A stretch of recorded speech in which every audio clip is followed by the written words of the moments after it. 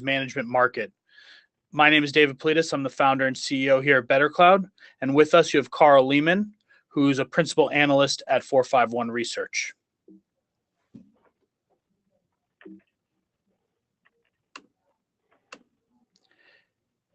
So the agenda for today is Carl's going to start by talking about some new research that 451 Research has put out about the Saas Operations Management market. I'm going to show you Saas Operations Management in action with BetterCloud. So we will show you within the BetterCloud product how we're doing a lot of what this market is all about. And then we're going to be taking Q&A at the end, both myself and Carl. So if you have questions throughout the webinar, you can ask the questions in the GoToMeeting questions app. So you'll see that in the GoToMeeting app there, you'll see a questions section. And as we go through here, you can ask questions there. And at the very end, we'll have about 10 minutes left for questions. So with that, I'm going to hand this off to Carl Lehman. Thanks, David, and thanks all for joining the webinar today. For those of you who may not be familiar with 451 Research, we're one of the top 5 IT research and advisory firms. We help 3 constituencies of clients: enterprises with buying decisions, vendors with product strategy, and the investment community with market strategy and investment strategy. We have over 300 employees globally, 120 of which are analysts, and we've been around for over 18 years. Perhaps one of our key differentiating features is what we call our 451 Alliance. And that's a team of IT professionals globally that have agreed to work with us, where we survey periodically what they're interested in IT, their challenges, their buying habits, what they like about emerging markets or technology trends, what they dislike about it. And we use that as the basis for our research. In that process, we collect over 52 million data points, and we publish over 4,500 reports each year, monitoring 2,000 plus technology vendors and service providers. So we're headquartered in New York City with offices in London and Boston, and we have a series of technology practices.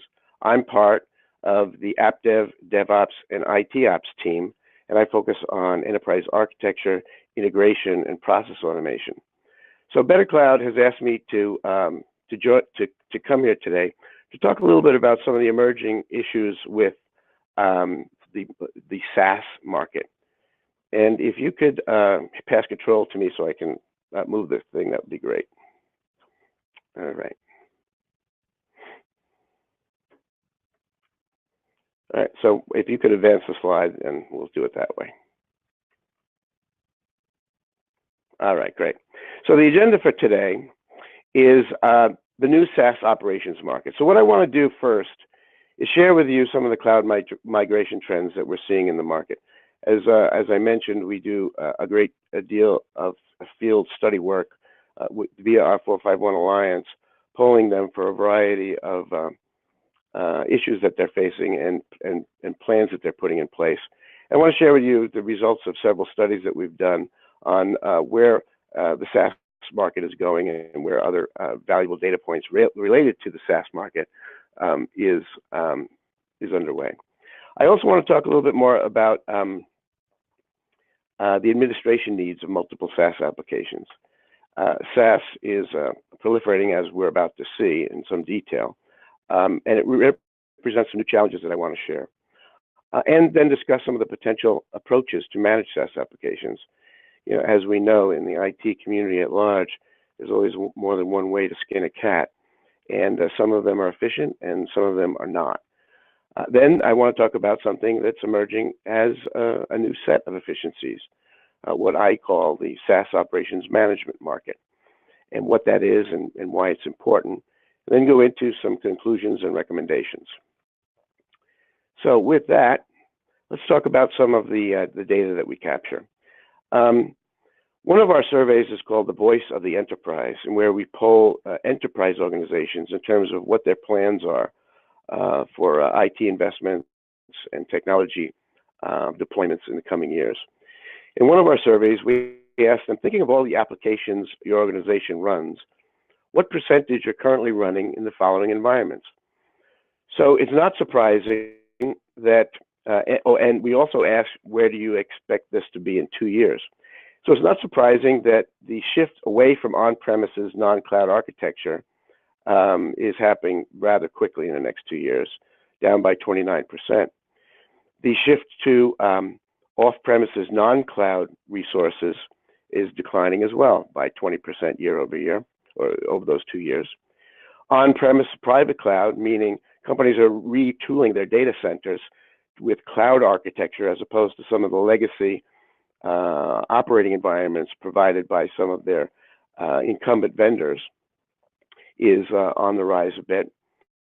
Hosted private cloud, where companies rely on hosting providers to rely on to implement private cloud architecture and to take advantage of the benefits of cloud design, meaning shared services and on-demand deployment, will increase by 18% in those 2 years.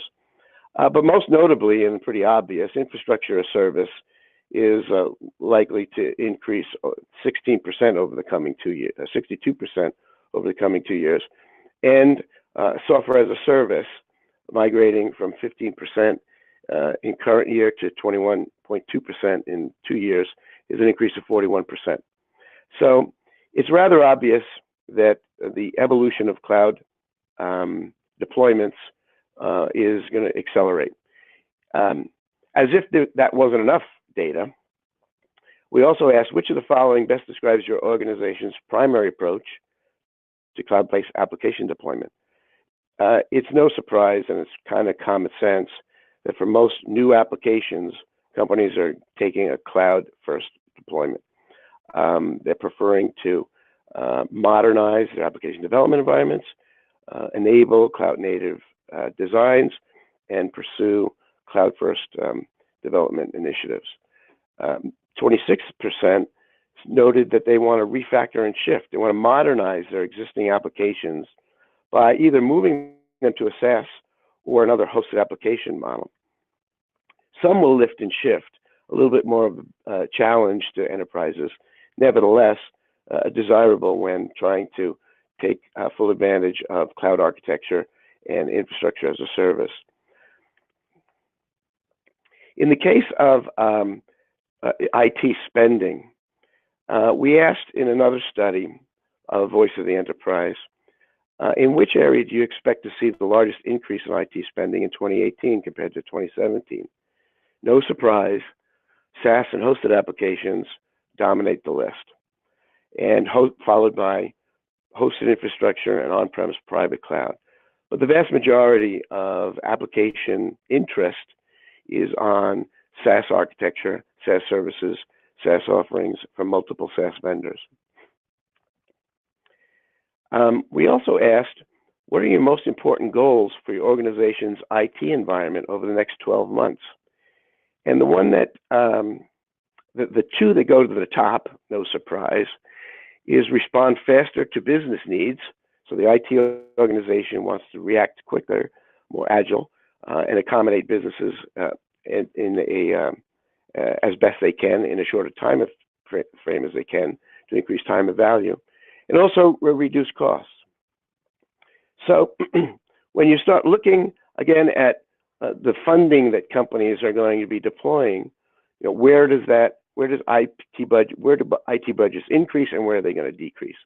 Well, surprise, SaaS, off-premise hosting environments, infrastructure and platform as a service gets the biggest cut of the IT budget.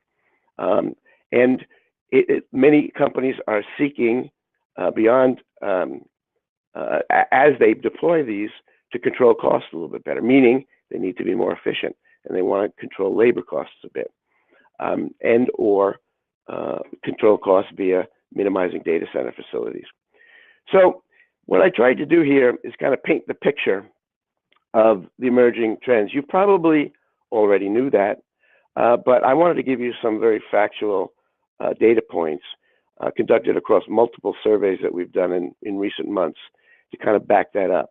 So there's no denying that trends. What I would like to talk about now is the multiple SaaS applications that companies are beginning to deploy, and maybe a little bit about what their new and emerging administration needs are. One of the reasons why we use SaaS models is because there are very rapid time to value in many cases. Sometimes we've went to our IT organization and asked them to improve a business process, improve an operation in a line of business, and we got the response from the IT organization that, sure, we can do that, but it'll take 6 months. So in many cases, when that happens, line of business and department heads scratch their head and say, 6 months isn't good enough, I need to look elsewhere. And they turn to the SaaS market usually first to see if there's some off-the-shelf kind of service that they can use to improve their business operations. So the benefits, clearly, are time to value.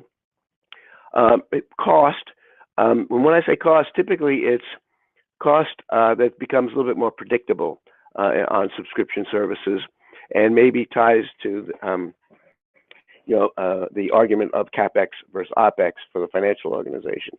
In some cases, it's a pay per drink or pay as you go model. Indeed, the benefits of no infrastructure are obvious. Often the SaaS environment is intuitive, meaning it has a short learning curve.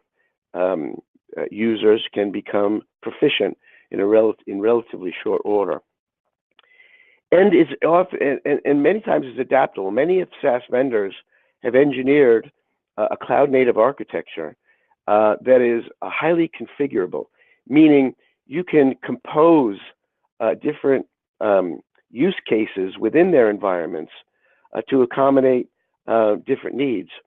I, for one, have been a customer of these platforms, and I used one to craft a very quick and to the point product lifecycle management system, taking advantage of the highly configurable nature of the platforms upon which these services run. So there's plenty of benefits to be derived from SaaS environments, but it brings new burdens. It's great when we just use one SaaS and they've got, and that vendor has an administrative console to take care of all the administrative needs for permissions and user onboarding, et cetera. But once you have multiple SaaS vendors, those platforms are different. Their user interface is different. Their administrative tools are different. They handle policies in different ways. Some are strong in some types of administrative capabilities and not so strong in others. Some have very configurable environments, some less configurable. So how does IT handle all of the things that they need to do to offer permissions, onboard and offboard users?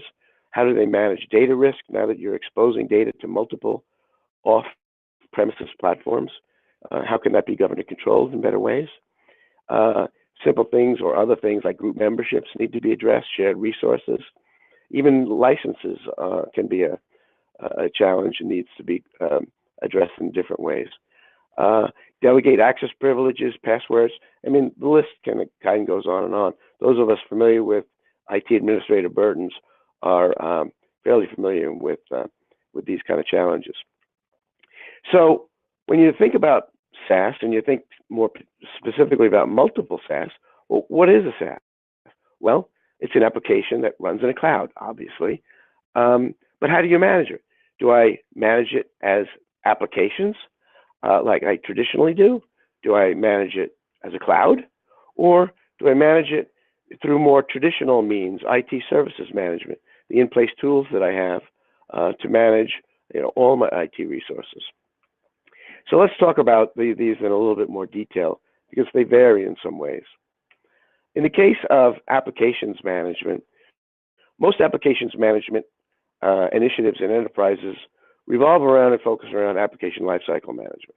That is defining an application, developing an application, testing it, bringing it to production, maintaining and upgrading its patches and refreshes, making certain that it's running in the appropriate configurable environment. So applications management technology is really good at that kind of stuff, including managing projects in some cases. In broader application lifecycle management suites, they may even manage multiple portfolios of applications, things like license management, in some cases connectivity with integration resources, ongoing maintenance and upgrades, particularly working with vendors, patches and changes, and incident management are all common to some extent in application lifecycle management platforms.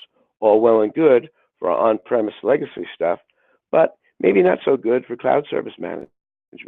And certainly they weren't designed, at least many of the earlier application lifecycle management platforms, to address the challenges of multiple SaaS vendors in an enterprise. So how about cloud management?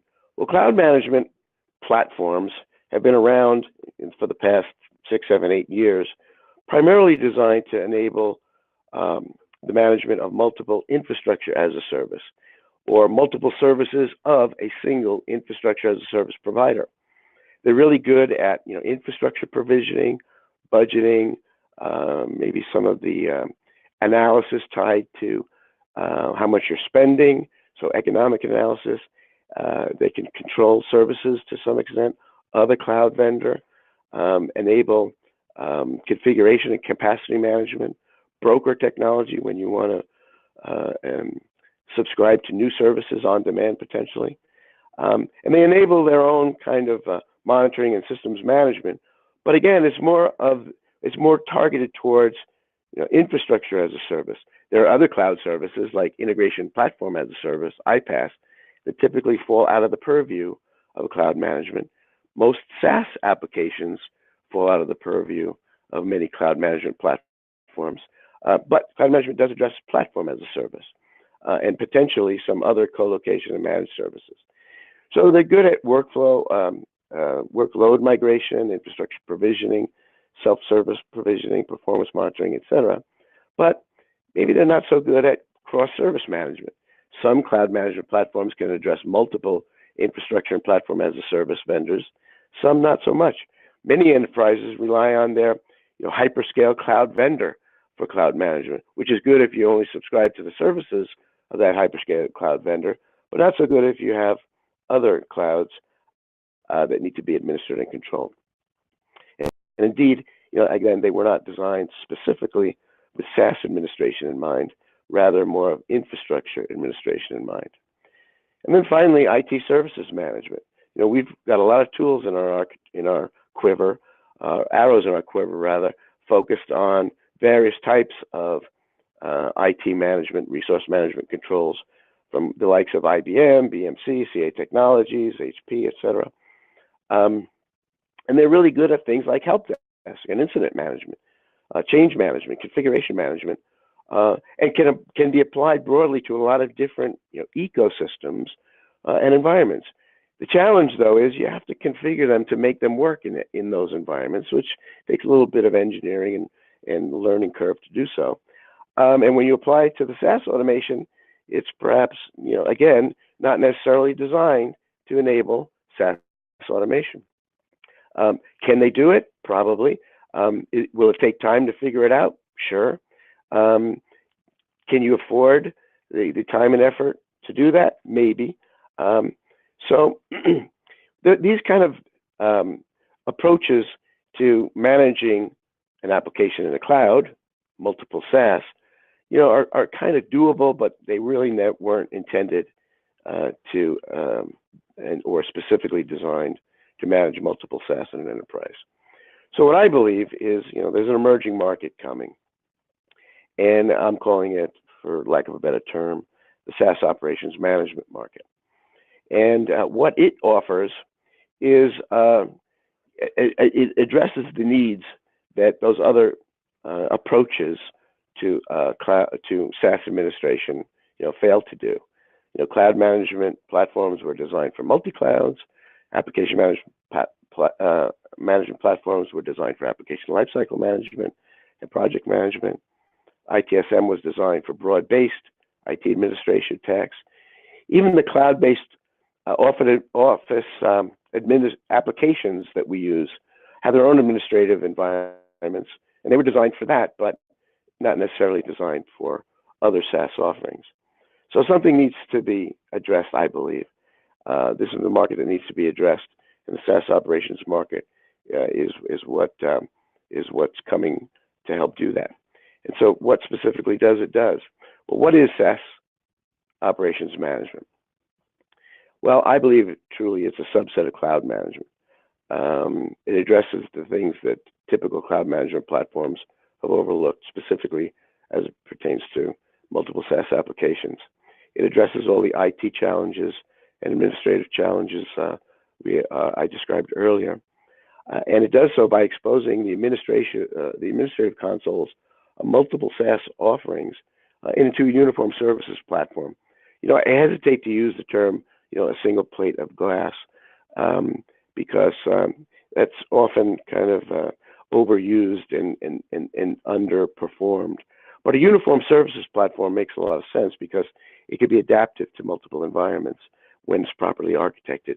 And I believe next generation SaaS operations management tools are going to be architected using that uniform services platform approach. And it automates IT tasking workflows. Its strength is in automation.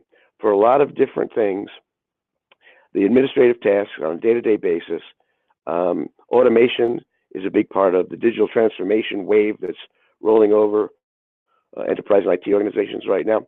And I believe SaaS operations management platforms, their strength within the uniform services platform environment is their ability to automate the workflows required for a variety of things, authorization, configuration, governance, etc.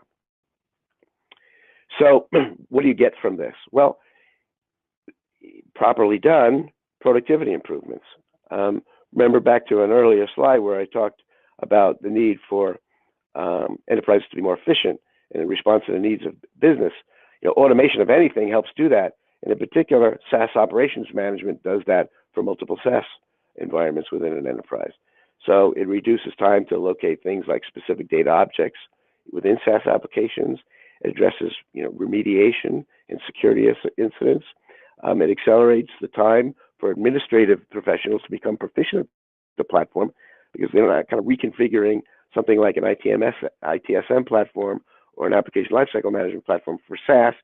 It's configured uniquely for that, and it saves time setting up new administrators, and indeed time to save and bringing up new users. Another cool and important part about SaaS operation management is policy automation. Policy is addressed, in different ways by different enterprises and by different vendors. Policy automation, policy enforcement, and policy execution is an ongoing process, and there's need to automate various specific things like defining policies, enabling investigations, determining violations, etc. I believe the SaaS operations management market is emerging to help address those very efficiently. And it also supplements existing security systems in place. Many companies who have deployed SaaS also deployed identity as a service offerings for authentication and access, or other cloud access security brokers for security enforcement. The SaaS operations platform adds value to that and supplements these existing investments in several ways. So to conclude, it's pretty obvious that cloud management tools were designed to manage multiple infrastructure as a service. Applications management tools were designed for application management and lifecycle and portfolio management. Office productivity tools were designed to manage their own use cases. ITSM was kind of a broad-based architecture for multiple IT infrastructure management, but they weren't designed for SaaS per se. Can they be used? Sure. Are they efficient and productive out of the box? Maybe not so much. The management of multiple SaaS has been overlooked, and I believe the SaaS operations management market is something that companies need to pay closer attention to. So what I would suggest for enterprises with multiple SaaS is to take stock of the enterprise SaaS in use and likely use over time. How many vendors and how broadly it's distributed across the enterprise. Measure the IT resources required to track the usage and risks of current multi-SaaS environments. Understand, what kind of productivity or lack thereof is engaged in managing multiple SaaS in your current environment. Then explore some of the emerging SaaS operations management capabilities in your incumbent vendors. I always recommend to my enterprise clients that if there's a tool in your toolkit that's capable of doing the job productively, explore it. But if it's not capable of doing it productively, explore elsewhere. And so in enterprises that are exploring many types of SaaS for different reasons, it's important to begin to explore the emerging class of vendors that I'm calling SaaS operation management vendors as they come to market. And in my opinion, BetterCloud represents one of the earlier pioneers in this market. So I'll pass it over to David right now so he can share what they're up to in their technology. Thank you very much, Carl. And with that, what I want to do is when we talk about this emerging category, and we talk about why is this category only coming up now? And honestly, 451 is one of the analyst firms that, to me, sees these trends coming earlier than others. And so when we spoke to Carl about this category that he coined this term, SaaS Operations Management, I thought about why is it that we're so this is only now emerging. And so I want to take you through a little bit of an analogy here first, and then we'll get into BetterCloud and how we see ourselves playing in this market. So you think back to the late 90s, and that was when email started getting delivered to people's phones. And that was these are the headlines from those days. It was just this amazing that completely changed the way we're going to work. It has changed the way we work. And it was a revolution in terms of work and technology at the time. You fast forward about 4 to 5 years, 6 years later, and you start seeing headlines like this.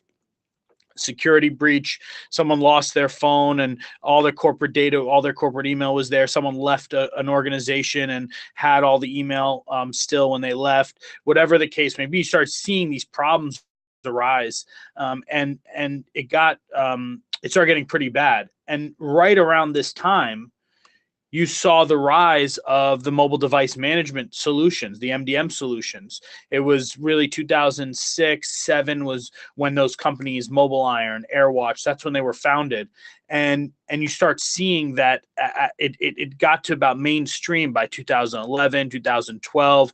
Ultimately, AirWatch became part of VMware in 2013, 2014, and Mobile Iron went public at the same time.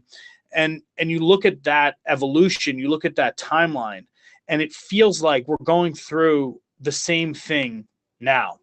You start looking at the headlines about SaaS in 2010, 11, 12, emails gone because of Slack, and because of Dropbox, now people can collaborate this way. And it's this amazing change to the way we work. And I'm very passionate about this, obviously, as everyone knows, and anyone who's been to a previous webinar or who I've spoken to in the past, I believe wholeheartedly that SaaS is changing the way that people work. It's making us more innovative, more collaborative, but there are challenges, and these are starting to come out now. 2017, 18, we're starting to hear about some of these challenges and putting all this power in end users' hands, all this collaboration, the ability to add people who are not in your organization to your organization's SaaS environments, SaaS instances, having multiple instances, onboarding, offboarding across a set of 10 core SaaS applications.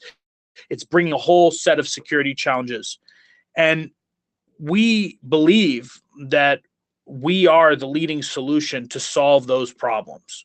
And I believe that this SaaS operations management category, this emerging category that Carl talked about, is going to be like MDM was and is today.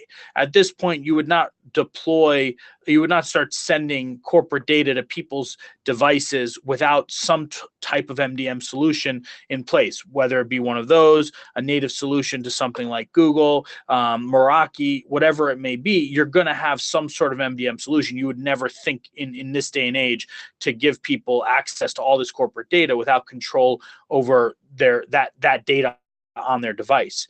Well, that's happening now for SaaS, and we're just now to this point emerging as people are seeing this challenge, because really the problems only come after a period of time of these SaaS applications being in full use in organizations. It also really only happens as the middle market, the enterprise customers start adopting these applications. And so now, as the mainstream is moving to SaaS and standardizing on SaaS and 100% cloud, that is when these issues and risks start coming. So we are just hitting this tipping point now. That's why I believe that this is the first time people are hearing about this emerging market.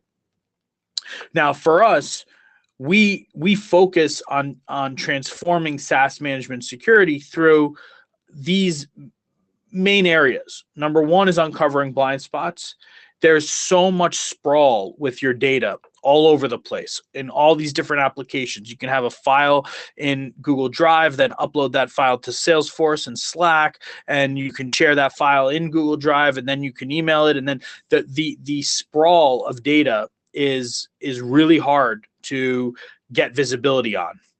And so first of all is uncovering those blind spots. The second is enabling the impossible. There's functionality that does not exist natively in these applications, and of course across the applications definitely does not exist. So it's essentially impossible without some sort of SaaS operations management solution. And then ultimately automating work. There is so much work. If you really did everything required to, for example, offboard a user, it could take hours for one user. If you're doing it all manual, it could literally take hours to offboard a single user if you're going to do it correctly and in its entirety. So we help by automating that work. And we do most of that through policies. To what Carl said before about where is the high value from a SaaS operations management solution, where's the high value? And it's policy management, it's automation. And so that's core to our platform. That's the primary solution that we use to deliver what I just mentioned. And what you see here on the right is, I believe that we're getting to a time now where you have to start thinking about managing your environment outside in versus the traditional inside out method. So again, if we think about this, traditionally managing at the device level was really the most important thing, because at the device, that's where the data was living, that's where settings were changed in the applications, in the software, that's where the clients were. Everything was on the device. And so by having essentially an agent on a device, you really know everything that is occurring, everything the user is doing, all the activity, all the access that they have. But as you think forward, we're going back to devices being essentially dumb terminals with a browser. I mean, you think about a Chromebook, you think about some of the new devices that are coming on the market, and essentially they are browsers. They're device with a browser. And so managing the device, now again, it depends on your organization, it depends on where you are in the adoption curve, but we've started to see massive enterprises deploying these types of devices across the enterprise. And at that point, the device itself is really not storing a lot. The device itself, you talk about a mobile device and the mobile apps that are on that device, the settings, the configuration, the authorization, none of that is living on the device. And so having an agent on the device over the next 10 years, that's not really going to give you the control that you need. Now, the next level up, I believe, is imperative. You need to have some kind of an identity identity solution in place, because that's now going to control the access to these applications. And that's extremely important. But the data itself, the authorization, the configuration, the settings, the all of that is the activity. That is all living in the SaaS applications themselves. And so for us, we have focused on solving the problem at that layer. And that is what SaaS operations is all about. Again, same goes for from an infrastructure perspective, managing, if you talk about cloud management more broadly and talk about infrastructure as a service management, we've taken that similar type of approach, but specialized and focused on SaaS. And because ultimately that is an area that has not been addressed because those problems are just starting to come out now. And those problems, they're pretty wide-ranging set of problems. I'm going to give you some examples here from the last survey that we did with our customers about a month ago, month and a half ago. So this is data that we got from our customers. The first one is 76%. This is our customers, our community. 76% of the people surveyed said that people who there's someone who worked at their organization, at one or more people who still have access to corporate data. 76%. So when you think about that, these are people raising their hand to say, I'm acknowledging that this is a problem that I have. I imagine that the number is actually much higher, and probably includes the number of people who don't want to admit that that's a problem. And in some cases, it was 5% of my former employees still have access to corporate data. In some cases, it was 20% of my former employees still have access to corporate data. You think about that. That is a really that's a scary stat. That and that comes from, again, you would only see that over a long period of time as more SaaS applications are in use, as people start turning off, leaving organizations, and then the realization has to happen. Something has to happen for someone to realize, oh, someone still has access to the corporate data. 86% of people said that there is confidential or sensitive data exposed. 40% or so, 45% said that there's data that they know is exposed, and about 40% said they're not sure. And again, you start talking about these are problems that people know they have. The issue is there hasn't been a solution on the market to solve these problems, and that is where this emerging SaaS operations management category comes in.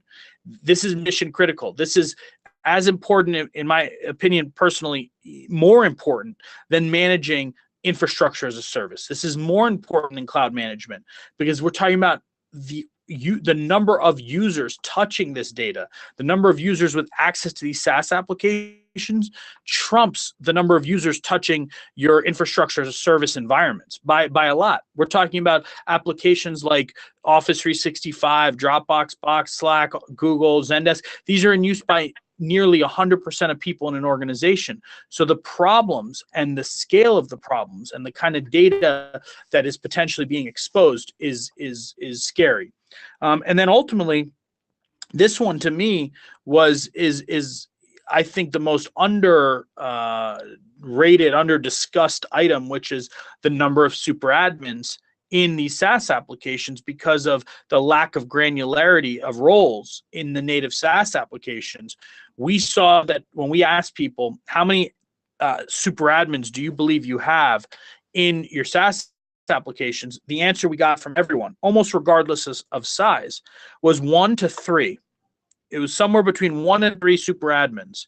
In reality, when looking at the data across our customer base in aggregate, the average number is about 15 to 20 super admins.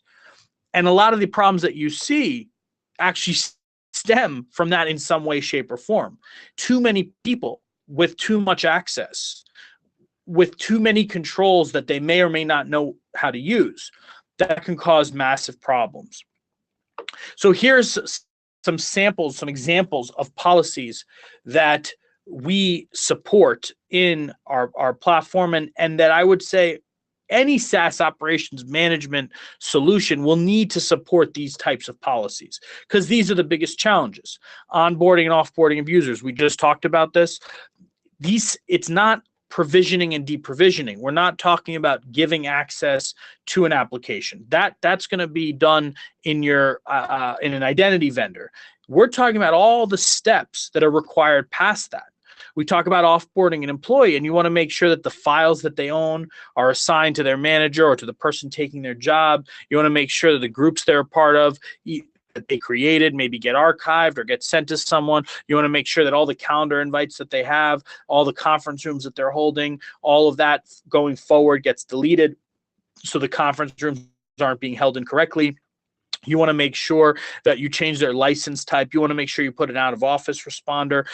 There's so much work that is required to truly offboard someone effectively. And that is work that needs to be done in some type of a solution like BetterCloud or another SOM.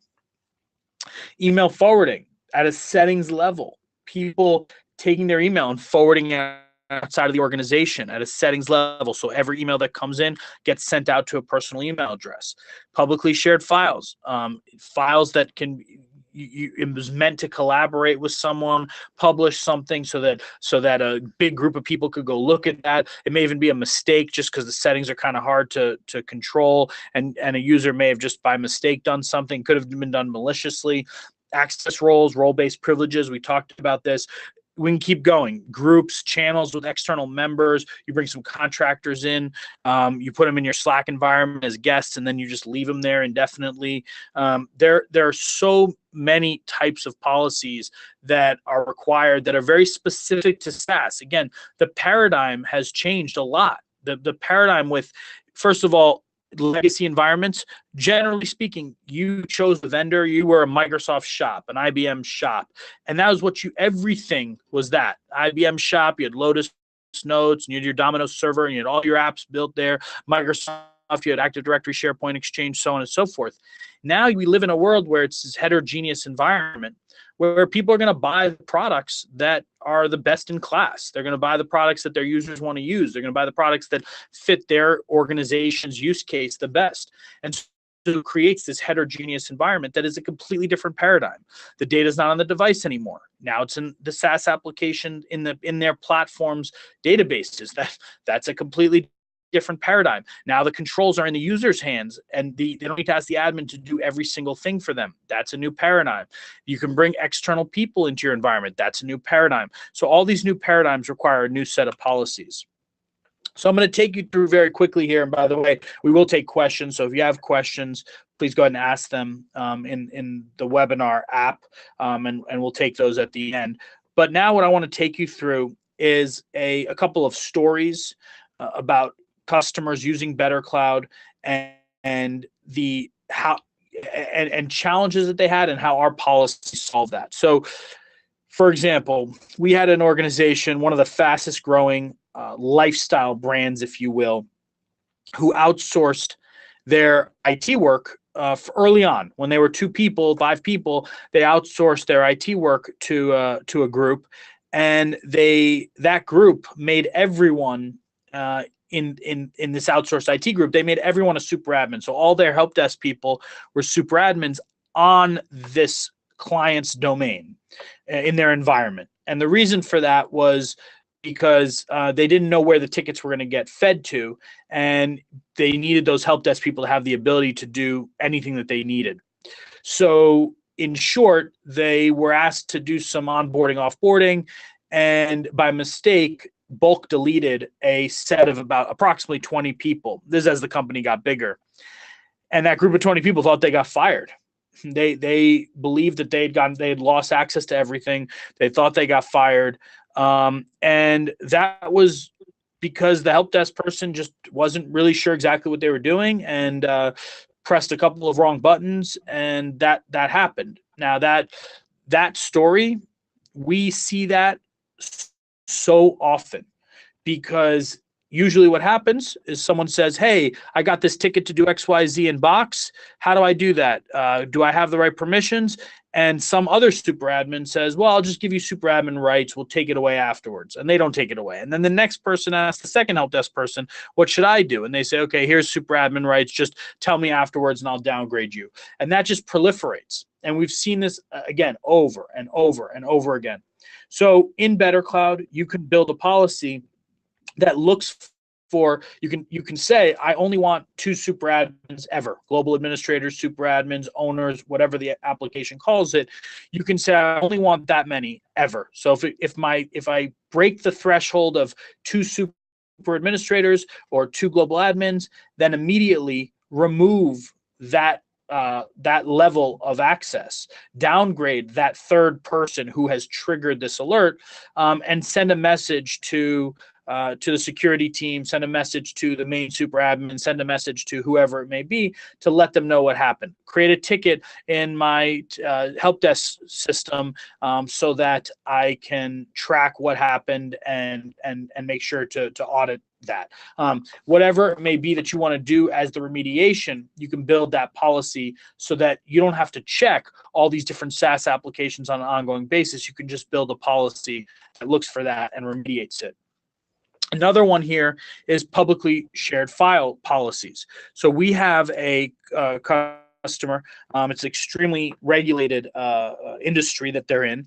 And while doing some auditing, leveraging BetterCloud, they identified that a person in their HR organization had set the HR folder in the file sharing system, had set the HR folder to public. And that was all the HR files. That's with social security numbers, that's with pay information, offer letters. And that obviously is not good. And they were able to identify that and then not only remediate it, but create a policy on an ongoing basis that allowed them to ensure that anytime that files are shared publicly by a particular group, that they bring those files back into the correct sharing settings, which is private, and that they alert the correct people. So again, using BetterCloud's policy engine, you can do that. You can create a very granular alert that looks for those files being shared, and then a set of actions that you determine are the remediative actions that you want to take. And then lastly, here is the offboarding policy. And we mentioned this, I mentioned this before, is this is an area where people are either spending ungodly amounts of time because of the number of steps that they have to take in order to offboard someone to policy, quote unquote, to their internal policy, or they're not doing that work because they don't have the time to do that work, and they're aware that they have people leaving the organization and they have not been offboarded properly. And in some cases, that could result from a security perspective. It could be bad and could result in a person leaving and still having access to data. But in other cases, it may just be the fact that you haven't freed up the license and you haven't saved yourself. Office 365 is a great example. The number of unused Office 365 licenses that are assigned to users who no longer work in organizations is a massive, massive number because it's very hard to manage those licenses.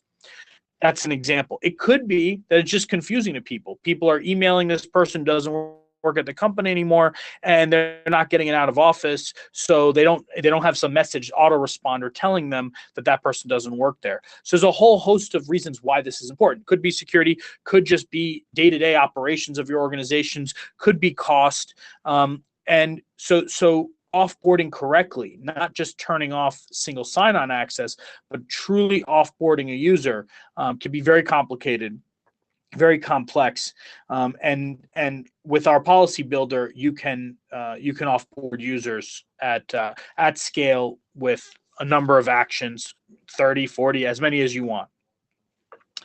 So those are just some examples. What I would suggest is if you're new to all of this, if you're generally new to SaaS management and security, if you're new to BetterCloud, I would suggest looking at this white paper. This is one of the most comprehensive white papers we've ever written, with real stories, anonymized, of course, from our customers. But I would strongly suggest taking a look at this white paper, downloading it, and you're going to find some of these common policies and the most important policies, as well as the stories that go along with them and why they're important. You will find that in this white paper. So again, a lot of what I just talked to you about, you'll see that in the white paper, and I would strongly suggest looking at that. So before I get to questions, which I will in 1 second, if you're new to BetterCloud altogether, or if you have already read that white paper, or you feel like you need what we just talked about here, you want a SaaS operations management solution, you need to take care of offboarding or file sharing or any of those items, then please go ahead to bettercloud.com/demo. You can also email me at dave@bettercloud.com, and I'm always happy to talk or set you up with someone on our team. And so with that, let me see here the questions that have come up. 1 second, please. One of the questions here, can you please email me the recorded video and slides? Missed the first 10 minutes. Absolutely. We will get that to you. So we'll send this out to everyone.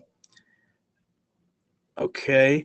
So let me ask, there's one question here. There's a couple different questions around the same topic. So I'll start, Carl, with you.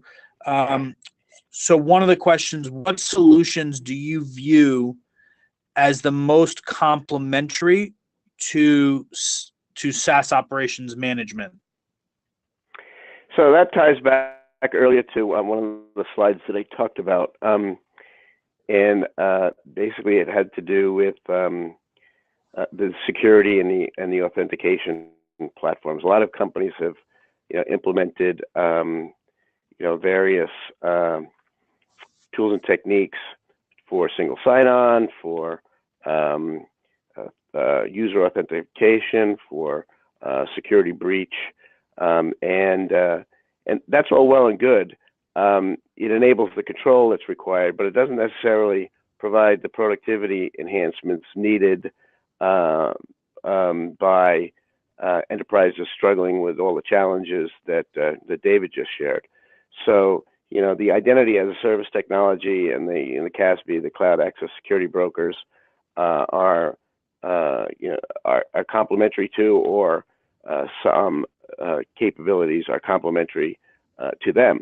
And so I think there's a nice fit in that world.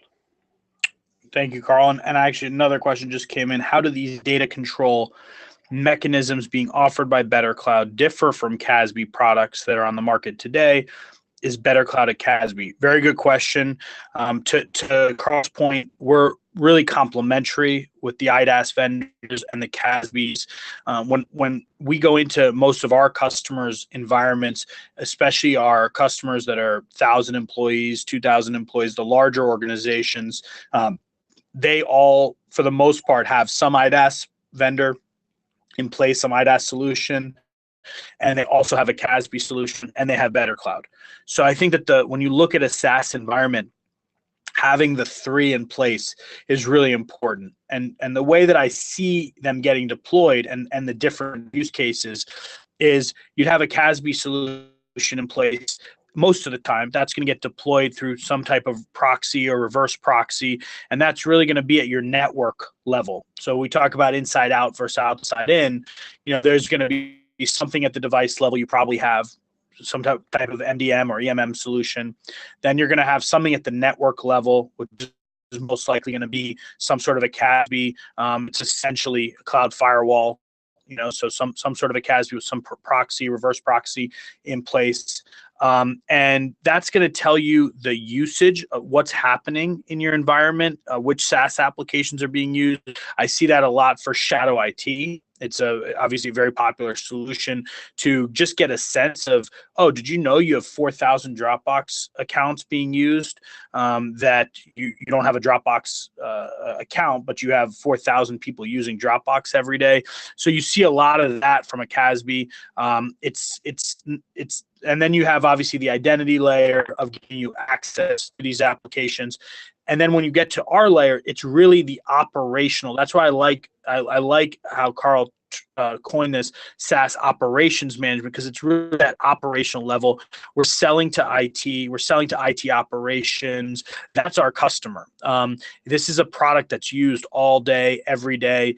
It's not a CASB solution. Back still to that question, a CASB solution is generally speaking used in the CISO's org, and it's usually set up some stuff, and be alerted when stuff is happening. Run a report, look at what shadow IT is in place.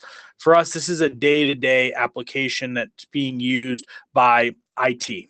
And the level of depth that we go into the data, we're connecting into the APIs from these various SaaS applications and going all the way to the depths of the data, the settings, the configuration. That's stuff that you're not going to see when you're looking at a network, when you're looking at network traffic. So let me see.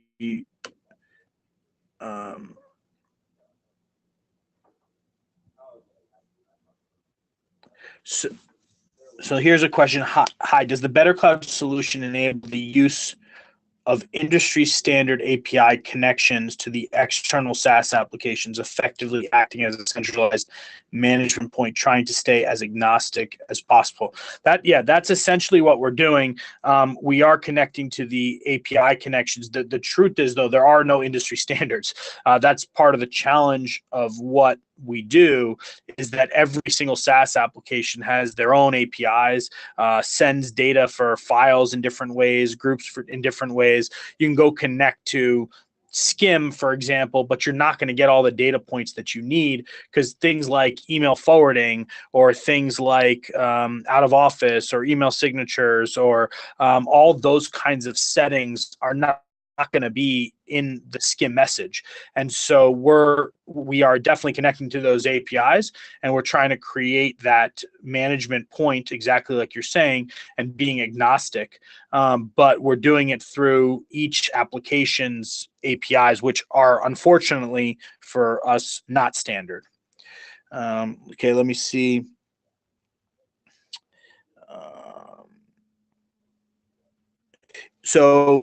For one of them here, so who's been the most successful at implementing BetterCloud?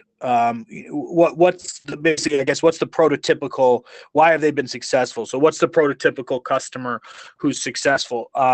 So the customers that are really successful are. And this takes a long time to get here, but they're the customers who really have a good understanding of their SaaS environment.